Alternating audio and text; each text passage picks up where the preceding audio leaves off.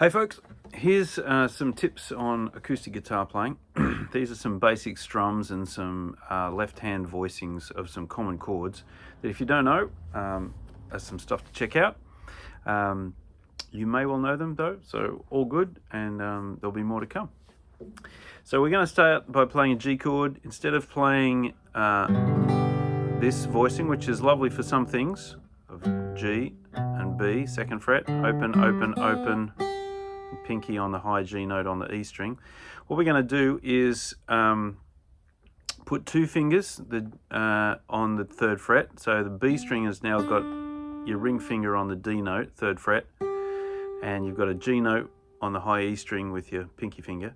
And we're going to keep that middle finger down there. But we're also just going to let this guy go for the moment. So you get the low G, you get a dead note on the A string, you get D, open D string, open G string, you get a D note and a G note on top. So in fact, you've only got G and D notes. In a G chord, there'd be three notes, a G, a B and a D. That's that one there that we're leaving out this time, or that open B string. But have a listen, there's a difference in this sound and this sound. This second one is a G5. It doesn't have a third in it. And it's probably, you could say, more muscular. It's a bit less nuanced, but it's great for a big driving, crunchy sound.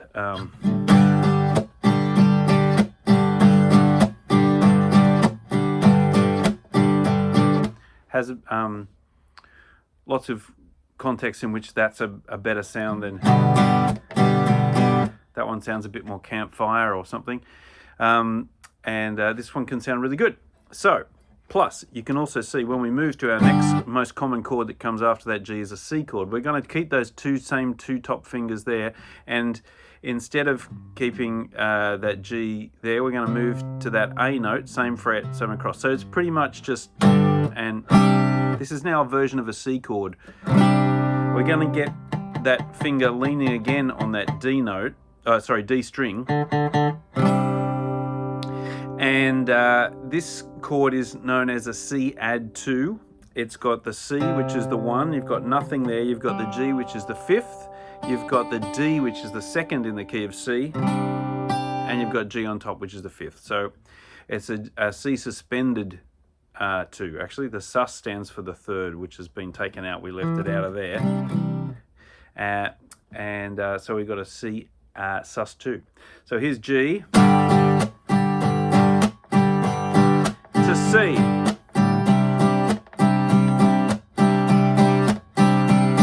The third chord we're going to use is a D, and except this time we're going to keep again those two fingers on top. I'm going to call it Dsus4.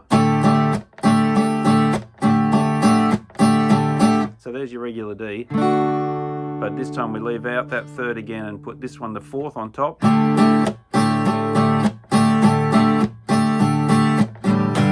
Back to a G. Now we can also keep that those two notes on the most common type of other chord that comes with those three chords, which is the 6 minor chord, and in the key of G, that is the E minor. So here's your regular E minor, but you'll notice in the key of E minor, the notes in the chord are E and B and E, and open G and B and E. So three notes, E, G, B. So if we just keep two fingers on top again, or just your pinky if you want to across there, but just keep those same two fingers we've had in all the other previous three chords, and you can stretch to get that E minor down there like you would normally have, plus those on top. That's still only those, that's a G note and a D note on top of everything. Now the D note isn't in the E minor chord, but it is the flattened 7th. So I'm throwing a lot of theory at you here, but just trust me on it, it works. Especially when you've heard it on top of the other ones.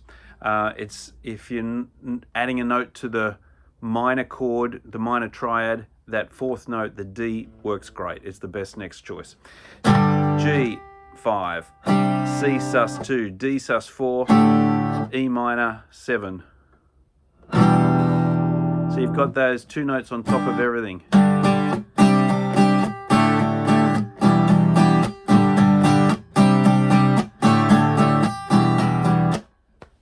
Very, very cool. Keeps that commonality across all the top two strings on all chords. So check that out. Now, the rhythm that we're trying to play there is 1 and 2 and 3 and 4. And so it's a karate chop on 2 and 4.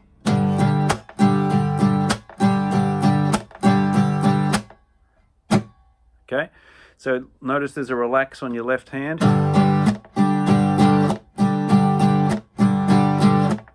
As that chop comes down, so your hand doesn't end up dying from lack of blood circulation or something, from gripping so hard. You want to let that, just have that little relax there. So that's 1 and 2 and 3 and 4 and 1 and 2 and 3 and 4 and 1 and 2 and 3 and 4 and 1 and 2 and 3 and 4. If you want to search on the video, all of that was at about 5:45.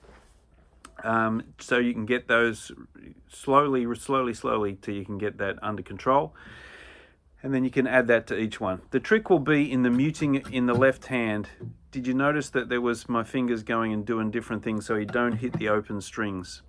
And go back, watch the video, you'll see me stopping the E string here with either my thumb or just the fat part of my finger here. So it's leaning on it. Yeah. On the D, I'll get this guy over here. You can get away with the A underneath it, the open A string, but you don't want the E. You don't want to get the A necessarily. The D, the lowest note being the tonic of the chord, is right. And then E minor, you smack them all because you get the E on the bottom. So hopefully that gives you a couple of voicings to add to a really common key and a strum pattern to lock in if you haven't done that one before. All the best.